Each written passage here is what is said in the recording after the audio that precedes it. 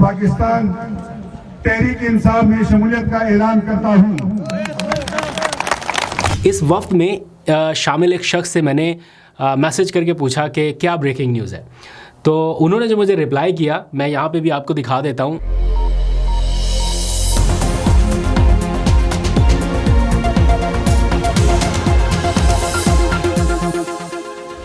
बिस्मिल्लाहिर्रहमानिर्रहीम, अस्सलाम वालेकुम। पाकिस्तान और दुनिया भर में देखने और सुनने वालों को अब्दुल कादिर का सलाम।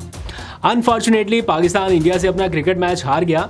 आई नो के थोड़ा अपसेट होंगे, थोड़ा मूड डाउन होगा, लेकिन ऑन द अदर हैंड सियासी इनिंग चूँकि जारी है तो उसके ऊपर बात कर लेते हैं। एंड आई एम श्योर कि आपका मूड थोड़ा सा बेहतर हो सकेगा, क्योंकि पिछले 24 घंटों में हमने देखा कि पीटीआई की पोस्ट विक्ट्री सेलिब्रेशंस का सिलसिला जारी है, जो अभी तक थमा नहीं है। और क्या क्या कुछ हो रहा है इन 24 घंटों में, वो सारी डिटेल्स आपके सामने रखता हूँ एक एक करके। गुज़िश्ता रात हमने व्लॉग का इख्तिताम किया था लाहौर हाई कोर्ट बार के इलेक्शंस नताइज के साथ, लेकिन असल मामला तो उसके बाद सामने आया कि ये सिर्फ लाहौर हाई कोर्ट बार का ही नहीं, बल्कि इस्लामाबाद, फिर Rawalpindi bench high court bar, ये तीनों जगहों पे पीटीआई ने अच्छी खासी कामयाबी समेटी है। लाहौर हाई कोर्ट बार तो बिल्कुल क्लीन स्वीप हो गया ना।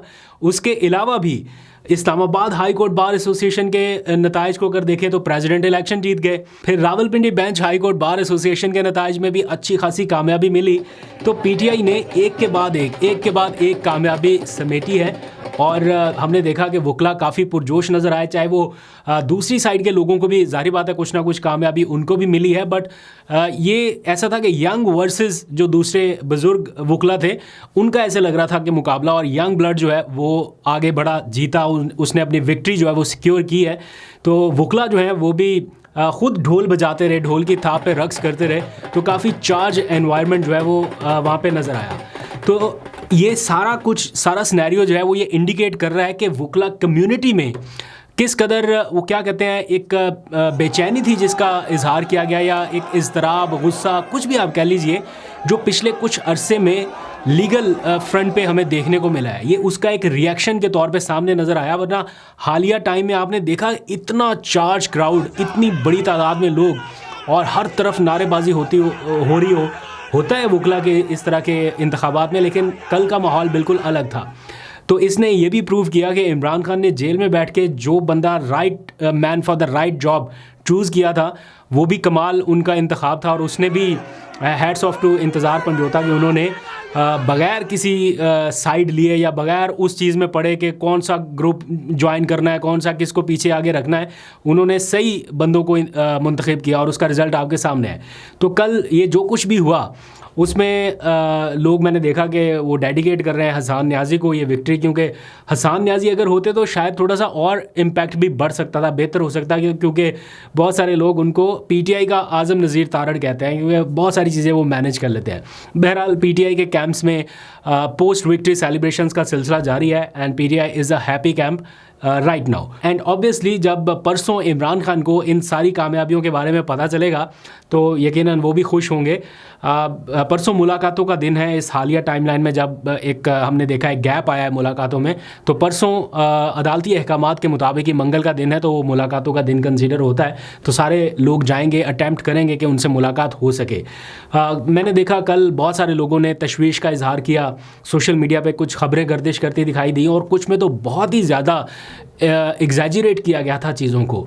और टू बी वेरी ऑनेस्ट, ये पिछले टाइमलाइन में अगर आप देखें तो ये चौथी पांचवीं दफ़ा हो रहा है, और हर बार ऐसी खबरें फ्लोट की जाती हैं। मैं ऐसा नहीं कहता कि इमरान खान के बारे में किसी को कंसर्न नहीं होना चाहिए या बिल्कुल रिलैक्स रहना चाहिए, ऑन द टोज होना चाहिए, बट हर बार इस किस्म की खबरें जो बहुत ही ज़्यादा एग्जैजरेट कर दी जाती है। जैसे मैंने एक तहरीर पढ़ी, उसमें जिस किस्म की बातें लिखी हुई थी मुझे लग रहा था कि वो बहुत ज़्यादा एक्सट्रीम लेवल की चीज़ें हैं, और फिर जब पता चलता है कि ऐसा कुछ भी नहीं था, तो ये आपके अपने कॉज को नुकसान पहुंचा सकता है। जब कभी सीरियस इस तरह का इशू हुआ और आपने कोई कॉल दी तो फिर लोग कहेंगे कि अच्छा ये पहले भी ऐसा होता रहा।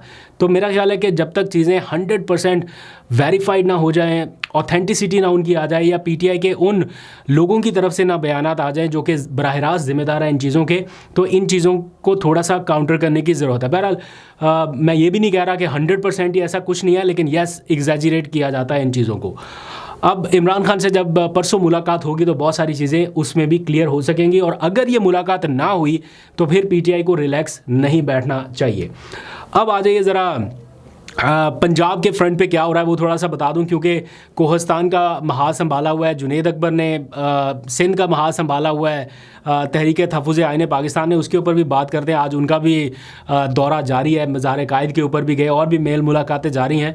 उधर जुनेद अकबर साहब कोहस्तान में मैदान अपना सजा के बैठे हुए हैं, 2 रोज़ा उनका कन्वेंशन। तो आप ज़रा पीटीआई की एक्टिविटीज़ देखें, पंजाब में कन्वेंशन हो रहे हैं, एक जगह पर आज अभी रावलपिंडी में कन्वेंशन था, और आखिरी इतला तक जब मैं ये व्लॉग करने से पहले मैंने चेक किया तो पता चला कि वो कन्वेंशन जो है वो 4 दीवारी के अंदर हो रहा है, और उसको भी रुकवाने के लिए पुलिस एहलकार वहाँ पर पहुँचे हुए हैं। और हमने जो फुटेजेस में देखा कि शायद वो उसको रुकवाना चाह रहे हैं या उनकी कोशिश है कि ये ना हो पाए। मतलब 4 दीवारी के अंदर अगर हो रही है कोई सियासी एक्टिविटी जिसका आईन पाकिस्तान हक देता है तमाम पाकिस्तानियों को, उसको रोकने की इतनी अटैम्प्ट या इतनी कोशिश क्यों की जाती है, और ये फिर वर्कआउट करता नहीं है। मैंने देखा लोग उससे डर ही नहीं रहे हैं, खड़े हैं लोग, इमरान खान की तस्वीर उठा के इत्तेहाद का मुजाहिरा कर रहे हैं, नारेबाजी कर रहे हैं, और वो बदस्तूर वो कह रहे हैं कि जनाब हमने कन्वेंशन करना है। वो अब इस चीज़ का उनको शायद अंदाज़ा हो चुका है कि मैक्सिमम रिजल्ट्स क्या होते हैं, किसी पे एफआईआर, किसी पे मुकदमा, एंड देन वो सो ऑन चलता रहता है। बट वो इससे पीछे नहीं हट रहे, ये कोई पहली बार नहीं हुआ। इसी तरह अगर आप कोहिस्तान की तरफ चले जाएं तो जुनेद अकबर ने एक बहुत ज़बरदस्त किस्म की कैंपेन शुरू कर रखी है, और वहाँ पे मैसिव तादाद में लोगों को वो निकालने में कामयाब रहे। बल्कि मैंने देखा कि एक बड़ा ग्रुप जो है वो पाकिस्तान तहरीक इंसाफ में शामिल होने का ऐलान करता हुआ दिखाई दिया कि हम पीटीआई में शामिल हो रहे हैं। कि ऐसे क्रूशल मौके पे जब पीटीआई का परचम उठाना भी एक तरह से जुर्म तस्वुर किया जा रहा है या मुश्किल है, उसमें पूरे का पूरा ग्रुप आके, और कोई छोटा मोटा ग्रुप नहीं, अच्छा खासा वो आके पीटीआई में शमूलियत का ऐलान कर रहा है। मैं अपने साथियों समेत पाकिस्तान तहरीक इंसाफ में शमूलियत का ऐलान करता हूँ। तो ये मनाजर आपने देखे हैं कि किस तरह से ये सारी एक्टिविटीज़ बढ़ रही हैं। अब आ जाइए ज़रा सिंध की तरफ। पंजाब, कोहिस्तान और सिंध तहरीक तहफ़्फ़ुज़ आईन पाकिस्तान का वफ़द पहुंचा हुआ है अपने 2 रोज़ा दौरे पर, और काफ़ी ज़बरदस्त उनका इस्तकबाल रहा वहाँ पे। इस वफ़द में शामिल एक शख्स से मैंने मैसेज करके पूछा कि क्या ब्रेकिंग न्यूज़ है, तो उन्होंने जो मुझे रिप्लाई किया मैं यहाँ पे भी आपको दिखा देता हूँ। और वो कहते हैं कि ज़बरदस्त चार्ज क्राउड है, और मतलब जो उनकी तवक्कुआत थी उसके बरक्स उससे ज़्यादा उनको वेलकम मिल रहा है और लोगों का रिस्पांस मिल रहा है। वो जहाँ पे जा रहे हैं लोगों की एक बड़ी तादाद, मैंने कल के व्लॉग में आपको दिखाया था खाली एयरपोर्ट के मनाजर, मतलब एयरपोर्ट पे तहरीक तहफ़्फ़ुज़ आईन पाकिस्तान की यानी अपोजिशन अलाइंस की क़यादत पहुंची थी, और वहाँ पे क्या हाल था, ऐसा लग रहा था कि कुछ जलसा हो रहा है। और इसी किस्म के मनाजर हम और भी जगहों पे देख रहे हैं। बहरहाल पीटीआई की मुलाकातें जारी हैं, जीडीए के साथ मीट द प्रेस हो रहा है, लॉयर से मिल रहे हैं, मज़ार कायद के ऊपर भी हाज़िरी दी। मैंने कहीं पे सुना कोई बयान के मज़ार कायद पे जाने से रोका जा रहा था, लेकिन मैंने जब चेक किया तो जो विजुअल्स हमारे सामने हैं कि वो मज़ार कायद तक पहुँचे हैं पीटीआई के लीडर्स, उन्होंने फातह खानी की है मज़ार कायद पे और फिर वहाँ से रवाना हुए। तो ये इस तरह की उनकी एक्टिविटी जो है वो मुसलसल साथ साथ जारी हैं। फिर दूसरी तरफ हमने देखा परवेज़ खटक साहब, वो भी एक्टिव हो गए, उन्होंने भी कोई जलसा किया और इमरान खान के बारे में काफ़ी कुछ उन्होंने कहा है। एक लंबे अरसे की खामोशी के बाद वो मंजर आम पे आ रहे हैं। मेरा नहीं ख्याल कि अब परवेज़ खटक साहब के एक्टिव होने से कोई बहुत ज़्यादा फ़र्क पड़ेगा या इमरान खान डैमेज होंगे, क्योंकि जब आपने ऐसे केसेस बना दिए जैसे इद्दत का केस बनाया, तोशा खाना केस और इस तरह की चीज़ें, जब आपने उनमें सज़ाएं सुना दी और फिर लोगों ने एक रिएक्शन दिखाया, अब आप जो मर्ज़ी कहते रहें, जब तक इमरान खान जेल के अंदर हैं अब उनको मज़ीद कोई स्टिग्मा नहीं लग सकता। जेल से बाहर आए, एक नई शुरुआत हो, उसमें कुछ हो तो अलग बात है। जब तक वो जेल के अंदर हैं आप कुछ भी उनके ऊपर इल्ज़ाम लगा दें, मुझे नहीं लगता कि उनके कारकुनान को अब कोई फ़र्क पड़ने वाला है या उनको कोई स्टिग्मा लगने वाला है। एनी हाउ, आखिर में जाते जाते मैंने कल विजुअल देखे एजाज़ चौधरी साहब के, सेनेटर हैं, बुज़ुर्ग सियासतदान हैं और तकरीबन 20-21 महीने से वो जेल में कैद हैं, उनकी ज़मानत नहीं हो रही। यास्मीन राशिद की एग्ज़ाम्पल आपके सामने है। तो मैंने देखा कि ये दूसरी मरतबा एमरजेंसी में लाए गए हस्पताल में।